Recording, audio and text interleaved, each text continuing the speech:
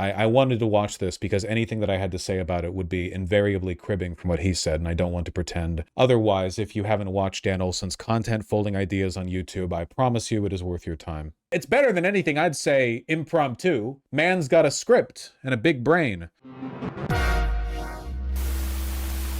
On January 23, 2026, the Twitter account DHSGov tweeted, "Americans have always known why." The attached video is a clip from Werner Herzog's documentary Encounters at the End of the World, a segment that features a penguin breaking from the collective and walking off towards the distant mountains, to which Herzog says, "But why?" At this point, the video replaces footage of penguins with footage of Trump and his Gestapo goons in ICE brutalizing the American people. The intent here is to call to American exceptionalism, the frontier spirit. Americans have always known why, they say, because the pursuit of the majesty in the distance is supposedly quintessentially American. It casts Trump as the renegade penguin, a lone wolf hero breaking away from the herd, doing his own thing, an American thing which has presumably been lost. Trump, severing America's ties with its allies, warmongering, and his trade wars are just American individualism, baby. Don't follow that penguin herd to the ocean full of fish. It's very profound. It's a profound statement, and that's why this is a king penguin. It also attempts to paint the present as merely an uncomfortable phase that must be endured before a prompt. He's so good. I feel like the thing I want to talk about isn't even the video, but rather how good Dan Olsen is. Truly unrivaled in his field. Promised reward, the long ice sheet between now and the mountains.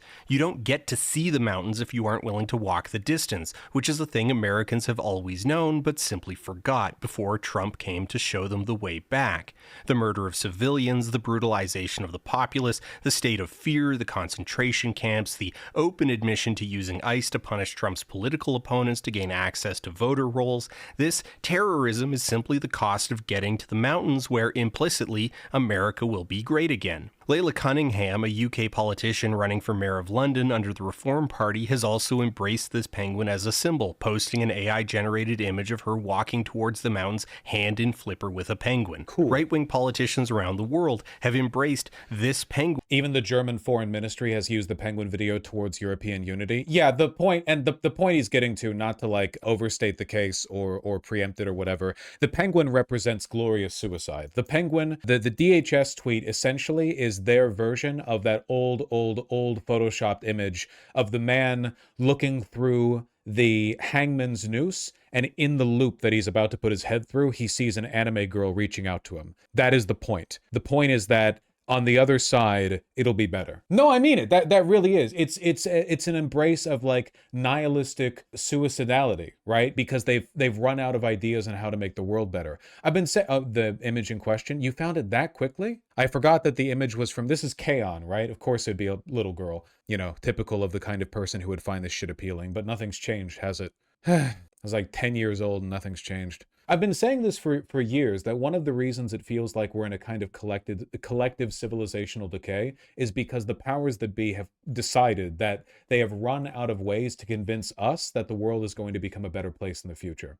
Like the goal, no matter what, is that more power and money must flow to the elite. That is like a non-negotiable feature of the world for these people. If you fight against that, you will be primaried, you will be removed from power, you will be disenfranchised, you will be whatever, right? At the very extreme cases, you will be killed, like the woman who brought to light the Panama Papers, you know? So that's a given. The problem is that the political and wealth inequality in the world has risen to an extreme that makes it essentially impossible to you can no longer make the argument that tomorrow will be better than today. This has happened before. In the 1930s, after the Great Depression, the world got very poor and very, very unequal. Wealth inequality was greater after the Great Depression than it was before. And the question then is like, in this post-Enlightenment world, in a world where the consent and approval of the citizenry is based on a collective assumption that the government that you live in is working to make your life better. Like, you're not a peasant in a kingdom. You don't just endure your leadership. The whole point here is that the state is meant to improve your life. You're supposed to be working towards a project. For thousands of years, humans merely endured the state of the world as it was. The idea of a collective project that we work towards to better society, that's a post-Enlightenment thing.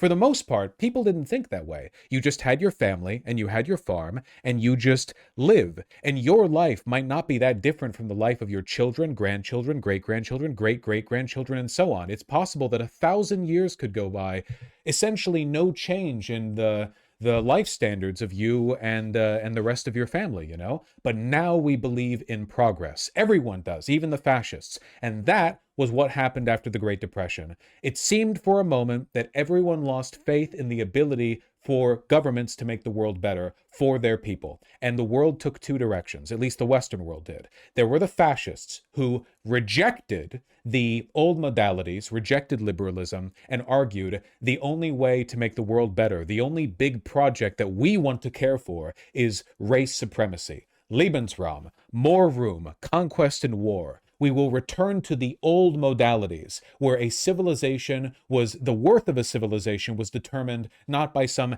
abstract measure of scientific or social progress, but rather by their literal might. They reject modernity, they return to the barbarian ways of the past, in a sense. And that's the reason why both in Germany and Italy, the big initial push for fascism was mostly born off the needs of the veterans of World War I, people who were used to death, who felt like their death had bought them so little in the previous World War. Meanwhile, over here in the United States, thank you, God bless you, FDR, despite a insurgent, rising fascist tide in the United States, it was pushed back by a man who, for his many faults, made convincingly the argument that in spite of everything, the government could be used to make the world a better place.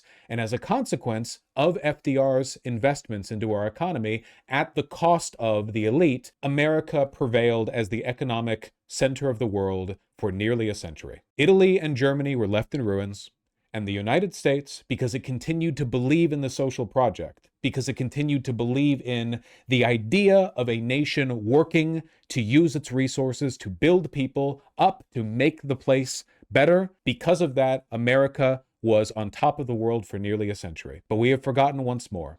And now, once again, we are at the precipice. Do we believe that the government can be used to improve the lives of people? Do you like Zoran Mamdani? Or are you like the so many millions of Americans who believe the only way out is through the ritualistic suicide of the abandonment of modernity, and they return to a hollow pastiche, a kind of spiritual victory? That is what the Penguin represents. We will abandon everything in the world, everything about life. We will abandon the metrics of our success, the matrices, you know? We don't need to care about grocery prices, housing prices, wealth inequality, infrastructure. All of these things are immaterial. The Constitution, immaterial. Your legal civil rights, immaterial. None of that matters in the pursuit of the mountains beyond. And what are those mountains? To the Penguin, those mountains are the same that an Aryan ethno-state was for Hitler, an unachievable dream that could be used to justify infinite suffering along the way. And invariably, a suicide pact, because it's where you go to die. Those mountains are where Germany and Italy went to die, and it's where we're going to die right now. Penguin as a symbol of their pursuit of a distant ideal. But that's not really what's happening here. The penguin isn't just like wandering off to see some sick mountains because it's never going to get there. There's no food, there's no shelter, there's no security. The penguin is going to die. Immediately before the clip in the full documentary, Herzog asks a penguin expert if penguins can go insane. So another thing that's implicit underneath this is the recognition that Trump and his cronies are on a suicide mission. They do not believe in the future, they cannot conceptualize the world surviving the present, and so theirs is an embrace of pure id, pillaging what future does exist to live out a revenge fantasy for no other reason than because they can. I do think a critical difference, though, between this suicide pact and the one made by the Nazis and the fascists in Italy is that the modern fascist is much more nihilistic. I think that many of the old fascists might not have known that it was a suicide pact. They might have genuinely believed that they could reach the mountains, that after all of the suffering and the war and the concentration camps and the mass executions and the so on and so forth, they would reach the mountains and things would be better. I don't think any of them believe that now. I think now the difference is that now they know it's a suicide pact. Back then they didn't. Their only policy is chaos and hatred, because where they're going, they don't need policies. The actual mountains, America the Great, and its promised flourishing don't matter. It can remain a hazy shape on the horizon because no one headed there will live to see it.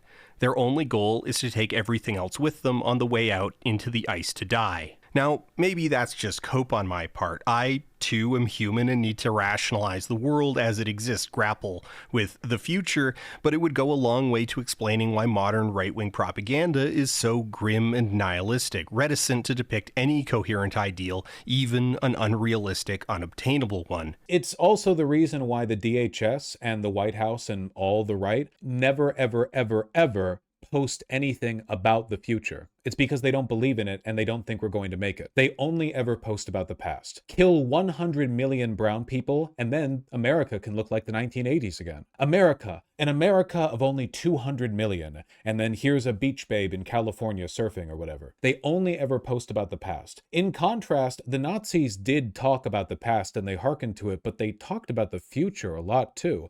In fact, futurism, to a large extent, was a consistent project, both with the Nazis and the Italian fascists, right? The idea of an aesthetic and political future, right? They did believe in the future.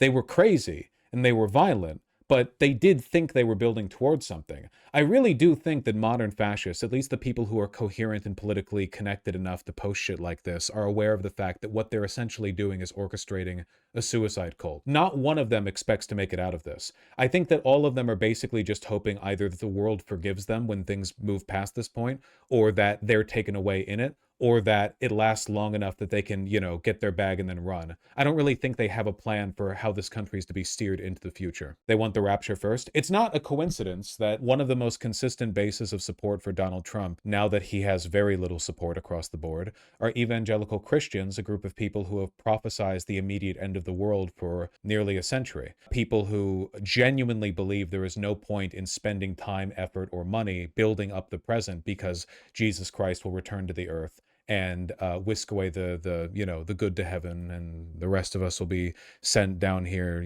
kept down here to suffer and so on. Of course, the funny thing is, they're the ones creating the conditions for the rapture. Their nihilism and their obsession with death is causing the country to decay, and that decay is what they're mistaking as the end times. They are literally causing climate change. These are the most resistant to anthropogenic climate change people. These are the ones who refuse that narrative. They're the ones creating the rapture. Herzog intended for the Penguin to reflect on humanity. Encounters at the End of the World is unabashedly an anthropomorphic film about the stories that people read into nature in order to say something about ourselves. These people are not smart enough to conceptualize any of this. For the most part, that's true. We are and always have been and always will be smarter than our enemies, but we have to observe in them this behavior for anthropological reasons. For the same reason Herzog observes the penguin, we observe the fascist. Does the penguin know it's walking to die? Probably not. It's guided by instincts we don't fully understand. We're only guessing at it, really. But it's still important that we know, and that we try to identify, at least to the best of our abilities, why they're doing what they're doing and what they're doing. And to that end, the United States Department of Homeland Security has looked at this penguin and said, yep, that's us. We're doing this for no reason. We have no hope of success. There is no meaning to this. You don't need to ask us why, because you've always known why. Thank you, Dan Olsen. Truly the best guy at this. God, he's so good. Yeah, he really is. Bit scary though, huh? I really don't think we've ever had a global enemy like this. Usually fascists, tyrants, totalitarians, and the like believe in enough that you can combat their ideology directly. We did in the 30s, but again, those people did believe in something, I don't really, there's never really been a global wave of right-wing nihilism before. Well, the nihilism is actually universal. Everyone is feeling it, but this kind of almost like global death cult is unique. There's nothing else like this. This is entirely, this is just here. I don't really know what to do about it. Maybe feel, no. You guys are looking for examples. I have already thought about this. My brain contains yours. There are no comparisons to be made. No examples. I don't really know how you deal with that. How do you deal with the fact that they brag about it? Actual Nazis talked more about the future they were building. Yeah, nobody in the MAGA sphere ever talks about the future. Have you noticed that? They really are like suicidal people, aren't they? They never talk about the future. They don't talk about things they want to build, changes they want to make to cities, nothing. They have no, literally like none. It's unprecedented in history. Usually authoritarian leaders are obsessed with building out legacies. For Trump, in his case, it's just the goddamn ballroom. But Trump himself is not the suicidal fascist. He's just the, useful mouthpiece. What about the people around Trump? None of them ever talk about building out anything. All they do is spite. All they act out of is spite. They don't have any plans beyond that. They don't have any Putinism. Not comparable. Putin has, by and large, led the country for decades, and he has shaped it, even if he shaped it in a bad direction. I don't see what comparison there is, to be honest. Where are the mega projects? Yeah, seriously. Well, very depressing. You're wrong about Trump? No, I'm right about Trump. You misunderstand my point. Trump is not ideologically fascist. He's a megalomaniac. He wants to build big projects, but nobody in the MAGA sphere, none of the people in the White House, none of the people around him, none of them have any visions of how they want the country to look in the future. They have not, they aren't trying to build anything. There are no institutions they're trying to build. All they're trying to do is deconstruct and loot and pillage. They're all just nihilistically weaponizing culture war talking points as they continue to carve out the institutions. But they're doing so in a suicidal fashion. They would be better off in the long run if they were smarter in how they did this. Yeah, they don't intend to or expect to stay in power. In a way, it's kind of like how suicidal people start giving stuff away or stop taking care of themselves because they think it won't matter in the long run. I really do think there's a parallel here. Neither did the Nazis. That's not true. Nazis wanted to build Germania. Nazis had like a massive super project. The Nazi vision, the Nazi vision of a future society might have been delusional and violent, but they were talking about it. They believed in a future America. All you ever see from these MAGA accounts is, look, here's a film grain shot from the 1980s. There's a great video on how modern liberals also lack a vision, which is why they lost appeal. Well, that's my theory for why the Democrats are doing basically nothing about Trump and the Republicans, because the thesis of the current Republican Party is there is no future, so all we can do is loot the present.